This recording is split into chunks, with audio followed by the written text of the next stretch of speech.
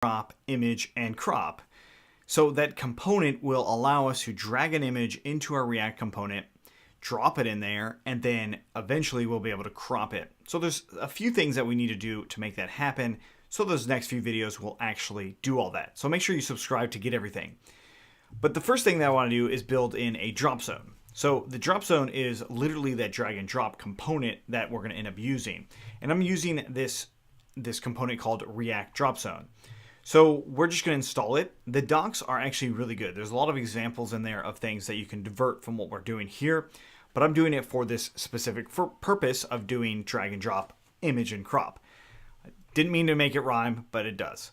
Okay, so let's go ahead and first off install it. So npm install --save react -dropzone.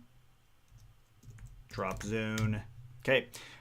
While it's installing, we're going to take a look at the actual code that we're using. Basic component here as we've seen before, and it's in our app.js, so it's already rendered, all of that. So what I want to do is I want to import the drop zone itself. So we do import drop zone from react-dropzone.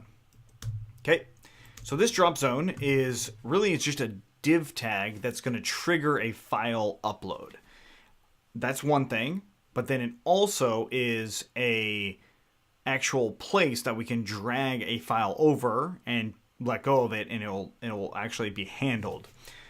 So what I'm going to go ahead and do is just bring it in and say drop file here, and then close off that drop zone. Okay, so we save that, and of course I got to run it again. So npm run start. It installed with no problems. I think the version, there might be changes to the version in the future, but the general concept is most likely going to be the same. That's where the docs come in. I mean, if anything changes, check out the docs for all that. Okay, so I've got this drop file here. Again, if I click on it, it will allow me to grab something, or I could also drag and drop, something over there. Let's say the React drop zone stuff, right? So I can drop that over and nothing happens. Well, nothing happens because I haven't set up anything to happen, right? So what I need to do is handle the event on drop, right? So that is something that's built into this drop zone, right? It's much like a file on change, right? So on change would be how you do it with a file upload. On drop is how we're doing it with just a standard file drop. And the drop zone is intelligent enough to know if I just click it and upload something too. Either way, the onDrop method is called. So we need to create what that method is going to be, and I'm going to call it handle on drop. I call it handle on drop and like handle change. I think that is more explicit, so I don't ever get confused, because in the docs they have on drop and on drop. I think that's confusing. I like handle on drop, and we're going to use a arrow method here, or the arrow function, fat arrow function, to bind it. So I'm going to go ahead and say this.handle on drop.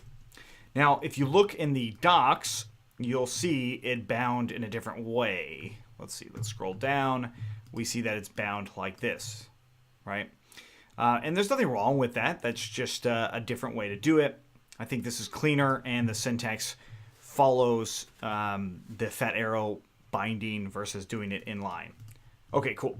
So what happens with this handle on drop? Well, two things actually come in by default, and one is the files that we're actually going to use, and the other one is rejected files. Okay, so this is an array of both of those things.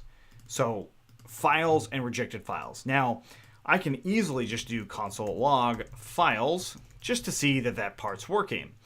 This will show me that my drop is working, right? So let's go back into Chrome, into our app, and I'll just drag and drop a screenshot in there, right? And of course, if I console log it or look at my console log, I see an array of files. Awesome. Gives me the name, last modified. It gives me all sorts of data in here. That's important, right? We actually want to make sure that we have those things.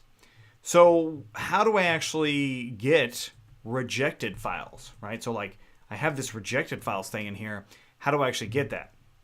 Well, there's a few different properties that we could add. So we could say max size and set it equal to some sort of size in bytes. So I'm just going to go ahead and say const, let's say image max size equals to 10. Literally 10 bytes. That's really, really tiny. I don't think there's an image around today that is actually 10 bytes that's any use. Okay, so I've got max image size. Since I have this now, I'm just going to go ahead and console log the rejected files are. Right, so I have my accepted files and then my rejected files. We save that. Let's bring in an image again. And this is just a whatever image. And as we see, with that, we've got an error. Okay, so that gave me the rejected files with this max size parameter. Now I'm going to make it a lot bigger. I'm not going to do the math on that just yet, but now it should be an accepted file. Okay, did it, and what do you know? It's accepted. Okay, cool. So really, really simple on how to handle it. I mean, now what we can do with it, there's a lot of other things, right? So we could upload the files to a server. We could upload the rejected files to another server, right? It doesn't mean that just because it's rejected for a user doesn't mean we can't do stuff with it, because it's not actually rejected. It's just a way for us to sort of know what's going on. But of course, that's only one different argument that we can have. There's a lot of them. So if we look at the documentation, we see that all of these arguments or these properties are things that we can use. So allow multiple. Well, maybe we don't want to allow multiple. So multiple equaling to false, right? So now I can't actually have multiple images on here, and I can just have one. Now, I only put one in, but it still comes in as an array. So either way, this is going to be treated as an array. So if I try to do multiple files, let's go ahead and do multiple files. It doesn't even let me. Like, I'm trying to select multiple here, but it doesn't let me. It only lets me select one. So that's a file feature that's fairly straightforward, pretty easy. But again, when we do the drop, it's always going to be considered as an array. The next thing is that I think is rather important is accept. You know, accept is just like in a file field itself, right? So what type of image do we want, or what type of file type do we actually want to have? Now, I can just say what I need, which is going to be image dash and then star, right? So this is all images that there are that will accept that. So when I save that and come back into this drop file here, notice the Photoshop image doesn't come through, but the PNG does. So by default, it does do that. Now, I think we can also just accidentally grab that, right? So I just pretty much overrode what the file field was saying with my browser and tried to upload a PSD file, and hey, what the heck? That was accepted. It's a PSD file. So this accept is not completely handling it as it maybe should. So we would have to actually handle some of those errors in this handle on drop, right? That is true. We want to still handle what files are coming through in here before we would move on to whatever's next. So, I mean, really simply on how we could go about doing that is we just create different conditions for these. So we would first off do the rejected files, or, I mean, you don't have to do it this one first, but I'm going to just do the ones that I don't want first and say length greater than 0. So this is the condition. If they're there and there's more than 0, then we're going to just kind of grab any of them or all of them and work through it that way. So I'll just say const current rejected file equals to rejected files 0, and then const current rejected or reject file type equals to current reject file dot type, and then we could do size. Same sort of thing. Oops, let's put const and then dot size. And again, we can now then bring in some of our things. So if the current file is, reject file is greater than that size, then we'll go ahead and alert this file is too big. Okay, so the cool thing about this, let's bring it back down to something tiny, like 10. The cool thing about this is it is a rejected file, and it's giving us a custom alert to various things, right? So if I come in here, I can now have a custom alert, right? File is too big.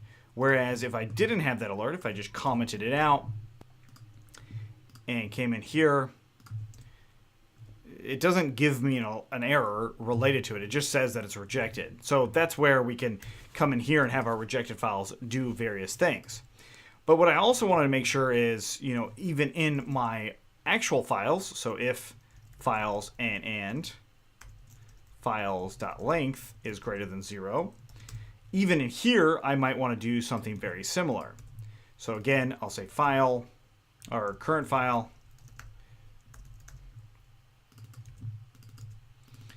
and current file type and current file size, and then just change these things through.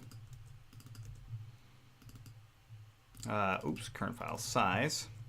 We still might want to have those things ran through, right? So they are separated. That's why we have these two different methods. And yes, I can create a other method that would just do all these things for me, and we'll probably do that. But for now, all we need to really worry about is, hey, I was able to handle the drop. I was able to handle the files. And now I would be able to send them somewhere else if I needed to. Like I'm ready to actually upload them to our server. We're not gonna do that in the next few videos at all, because that requires a server to be set up. But what happens here is just fairly straightforward on a simple Dropzone. If you have any questions, let me know. Make sure you subscribe to get everything, because we are going to be covering more of this in the next few videos.